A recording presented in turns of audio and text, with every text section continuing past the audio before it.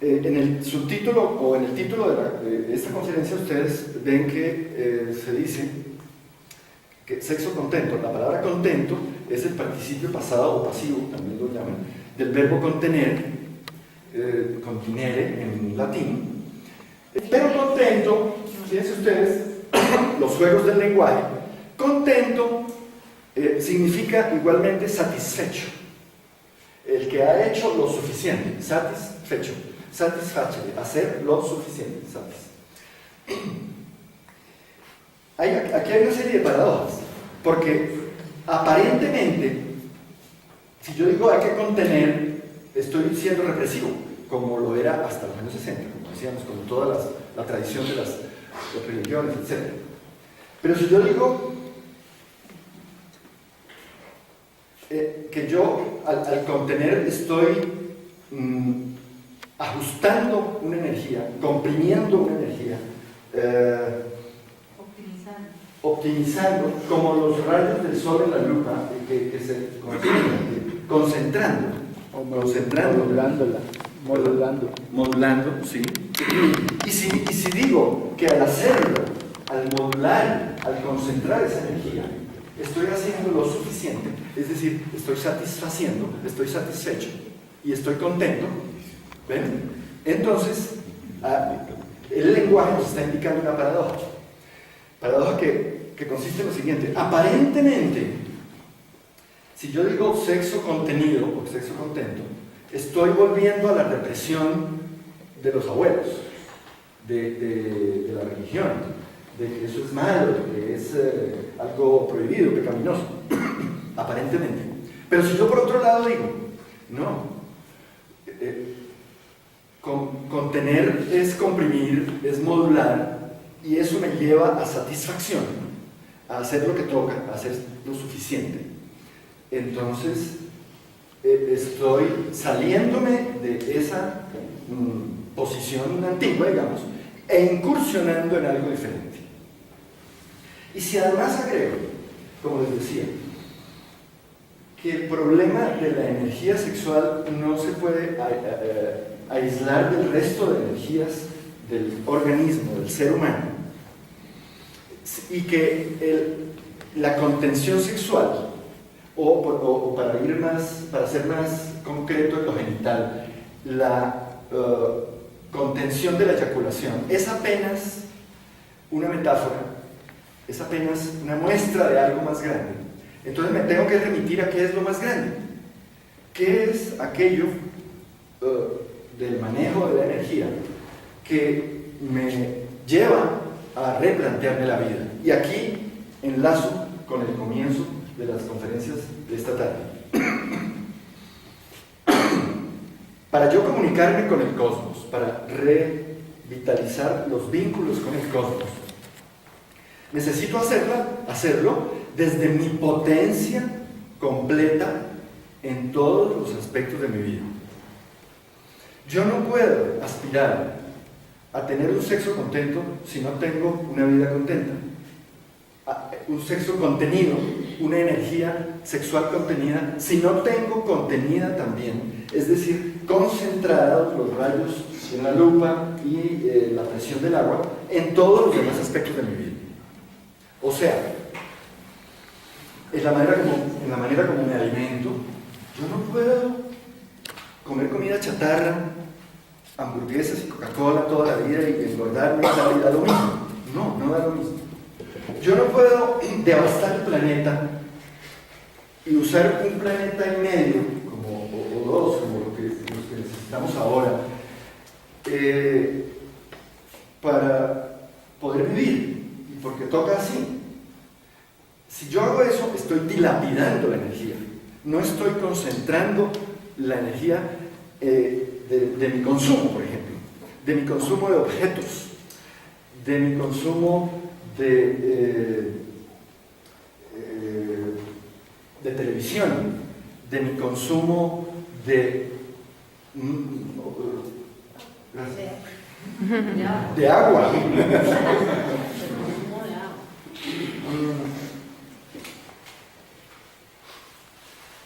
De tal manera que los ejercicios, aquellos famosos de cómo no eyacular, esos ejercicios de yoga tántrico que a veces se ofrecen por ahí, aislados de una filosofía y de una práctica vital contenida en todos los aspectos de la vida, son una farsa, son una caricatura de esa época de Oriente. Hay que advertir que el esplendor del Tantra en la India de hace 5.000 años, que tuvo sobre todo a un rey, pero a algunos de sus sucesores, y además en una zona específica de la India, los tuvo como protagonistas, fue pasajero.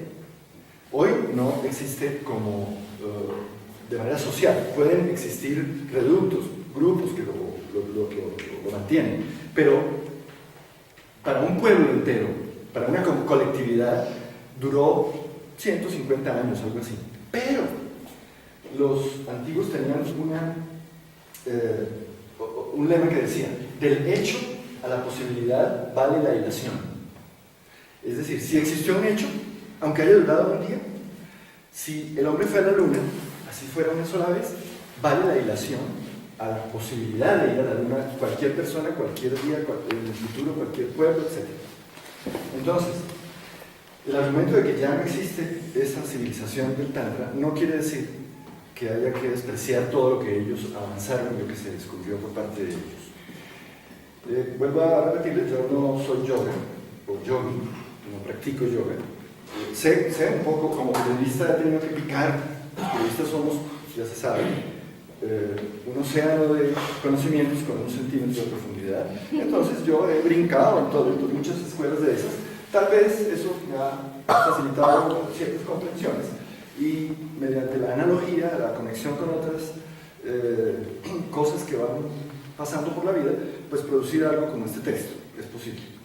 Y en ese sentido es válida esa síntesis y ese impacto sintético que yo puedo estar proponiendo en este texto y en este ratico con ustedes, pues es posible que los especialistas no lo logren, porque cada especialista está demasiado metido solo en su huequito, ¿no?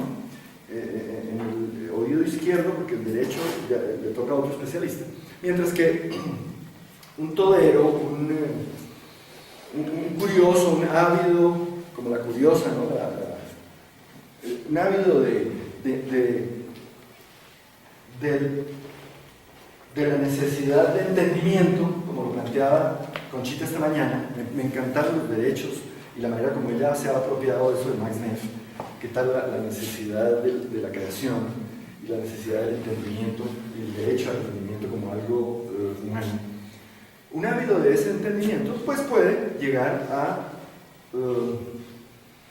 intuiciones, bueno, no digamos geniales, intuiciones válidas, soportables, discutibles, que pueden de pronto sintonizar, hacer resonancia, como los susurros de Enrique ahora a distancia uno de otro, entre nosotros, con personas a las cuales les suena la idea, no a todos, así como pues, cualquier idea, cualquier obra de arte, cualquier planteamiento no tiene por qué satisfacer a todos y dejarlos contentos a todos.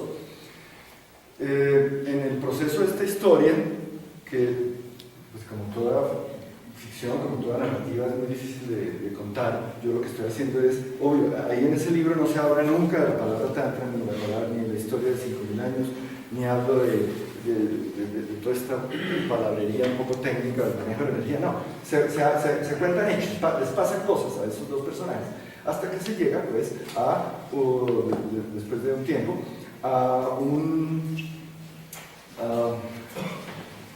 como a una sintonía, a un aprendizaje mutuo pero comandado por ella. Y ahí pues hay otro aspecto que ya lo mencioné, y es como un llamado de atención a la pérdida por parte de muchas mujeres, sobre todo las mujeres jóvenes, de ese liderazgo, de esa luz natural que ahí sí que es el paraíso terrenal, arcaica, en fin, pero que hoy en día tiende a perderse por posiciones cínicas, por posiciones de falsa competencia de los hombres, de poder, de muchas maneras, pero bueno, eso sería ya otro tema. Mm,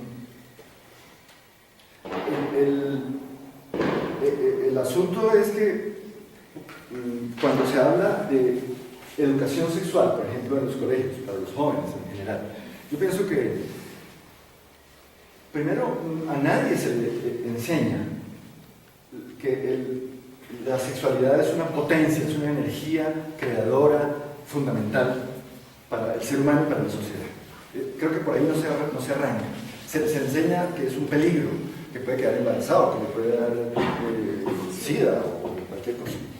En segundo lugar, nunca se le dice a la gente, y menos a los muchachos, que esa potencia se puede usar para algo. ¿Para qué en concreto? ¿Para qué sirve esa potencia? ¿Por qué está instalada esa potencia de la energía sexual en la humanidad? A mi juicio, es para permitir el descubrimiento de dos universos. Un hombre y una mujer se encuentran, salen las maripositas en la barriga y comienza un proceso que es de abordamiento mutuo, de conocerse uno al otro, luego de descubrir las diferencias y luego de pactar sobre las diferencias. Entonces yo cedo en esto, tú cedes en lo otro, pues no así tan, obviamente, pero evidente, pero de eso se trata en la pareja. Ese proceso no es corto, no es fácil y no siempre conduce a éxito. Es posible que esas dos personas resulte que no, que eran el agua y el aceite, aunque hubiera mariposas. Pero ¿qué pasa con las mariposas? Yo puedo matar las mariposas. ¿Cómo? El hombre después del coito es un animal triste. Si yo, a la usanza de la época de los años 60, tengo por lema acostarme a la primera salida con la muchacha, ¿sí? Y para ufanarme con los amigos igual. Y si socialmente se me mira como alguien de dudosa ortografía porque no lo hago, estoy sencillamente dilapidando una potencia y haciendo que el hechizo, el imán que debe existir muy fuerte para que dos personas aguanten el proceso de pacto, de llegar hasta el pacto de dos universos que se van acercando y se van conociendo. Si yo dilapido ese hechizo, si yo no lo uso como toca, entonces voy fracasando una vez, dos veces, tres veces y todas las veces. Y me caso y me divorcio una, dos, tres y cinco veces. Y si no me caso, pues igual, me voy a vivir y al año o a los 2 años, en fin. Entonces, ¿qué es lo que estamos viendo en la estadística, simplemente en la estadística de la realidad actual? Pienso que la dilapidación de la energía sexual ha llevado a la banalización de las relaciones, a la imposibilidad del abordaje de dos universos, de dos barcos muy complejos que se encuentran y sabotean el acercamiento, el paulatino acomodamiento, el limar aristas y el llegar a conocerse y a apreciarse o a separarse simplemente antes de ser animales tristes, los hombres, y de ser